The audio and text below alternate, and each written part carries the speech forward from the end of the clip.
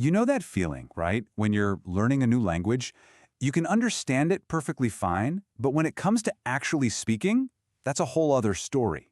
Well, today, we're going to dive into a story about a five-step journey that's all about closing that gap and turning that fear into real fluency. It almost always starts with this one simple thought: I want to speak English fluently. It's a huge dream for so many people, and it was the dream for this guy we're going to talk about, John. For him, speaking English fluently wasn't just some small goal, it was everything. But here's the catch, the problem that gets so many of us stuck.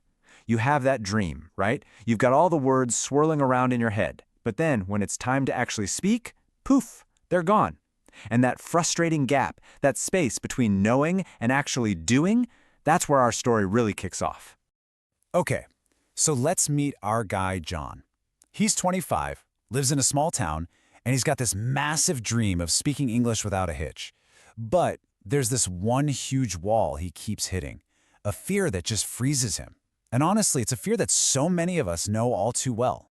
And we're not just talking about being a little shy here. For John, it was physical. When he tried to speak English, it felt like his body was working against him. His hands would start shaking, his voice would get super quiet, and even the simplest words, they'd just disappear. And the worst part? That crippling fear that people were going to laugh at him. It was so bad, it just made him want to be invisible. And you know what's so frustrating about this? John was doing all the right things. I mean, he was watching videos, he was reading books, putting in the time, but nothing was working. It was like he was on a treadmill, running and running, but not getting anywhere. I think we've all felt that way about something, haven't we? So right when John was on the verge of just giving up completely, something changed. His friend, Ollie, happened to come for a visit. Now, Ollie's English is amazing, and he was about to share the one simple thing, the one secret that John had been missing this whole time. Ali took one look at what John was doing and saw the problem right away. See, John's whole strategy was passive.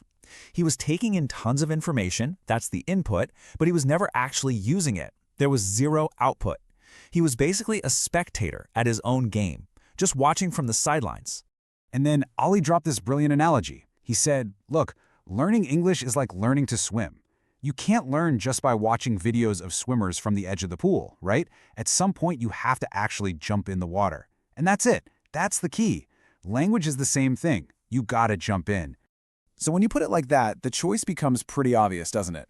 On one hand, you have John's old way. Stay dry, stay safe on the sidelines, listen and be terrified of making a mistake. On the other hand, you have Ollie's way. Jump in the water, have real conversations, and see mistakes as your best teachers. It's a huge shift in thinking, from just watching to actually doing. Okay, so figuring out the problem was a great start, but Ollie didn't stop there. He gave John a super simple, five-step plan to follow every single day. And before we even get to the steps, we need to talk about the idea behind them. The magic of this plan isn't that it's complicated or hard, not at all.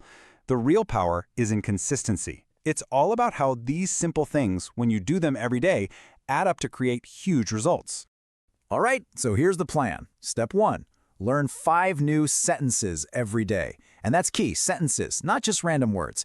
Step 2, say each sentence out loud 10 times. This is all about building muscle memory for your mouth. Step 3, you gotta actually use them in real life. That's the jump in the water moment. Step 4, change how you think about mistakes. They're not failures, they're your teachers. And step 5, the most important one, be consistent. You have to do this every day, no exceptions. So, armed with this new plan and, honestly, a little bit of hope, John started. Let's see what happens when you actually switch from just watching to actively practicing. And look where he started. Nothing fancy, no complicated grammar. He just started with the absolute basics. Good morning. How are you? These are the building blocks of any conversation. And that's a huge lesson right there. Anyone, and I mean anyone, can start at this exact same spot. And you know what? It didn't take long for him to see a result. He went to a local shop, took a deep breath, and used one of his new sentences. And the magic happened. The shopkeeper understood him, and John understood the reply. That was it, his first real win. And that feeling? Oh, it was incredible. Pure joy. But look, progress is never a straight line, is it? One day, John got brave and tried to talk to a total stranger. And? Bam. The old fear came flooding back, his mind just went blank, he froze up, couldn't get the words out, and the person just walked away. Man, he felt so defeated. And this right here, this might be the most important part of the whole story. John called Ollie, totally crushed, and Ollie didn't get mad. Instead, he completely reframed it. He said, hey, the goal was never to have a perfect conversation. The goal was just to try. And because you tried, you didn't fail, you learned. That one little shift in thinking, it changes everything. So, with that new mindset, John kept at it. And this is where that daily consistency really started to pay off. After just a week, he had his first proper conversation. After a month, something amazing happened. He started actually thinking in English. And then, 3 months in, the ultimate test. A tourist asked him for directions, and he gave them confidently. And that's when it all came full circle. The tourist said, "Thank you so much. Your English is very good." Just think about that. The thing he was most afraid of, what a stranger would think, turned into his biggest reward.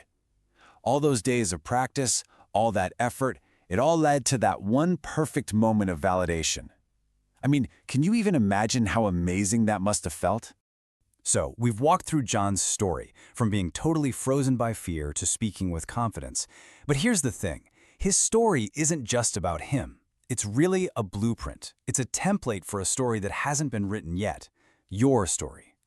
And that brings us to the real question here, the most important one. What are you going to do next? Are you going to keep watching from the sidelines, just taking it all in? Or are you going to do what John did and finally start speaking? So let's make it real. Here's your first mission, your first quest. It's super simple. Just pick any 5 sentences, write them down, repeat them out loud 10 times, and make a promise to yourself that you'll try to use them tomorrow. That's it. That's how you start. Because at the end of the day, your language journey is a blank page. You're the one holding the pen. John's story just shows us what's possible when you decide to stop being a reader and start being a writer. So, the only question left is, what are you going to write on that first line?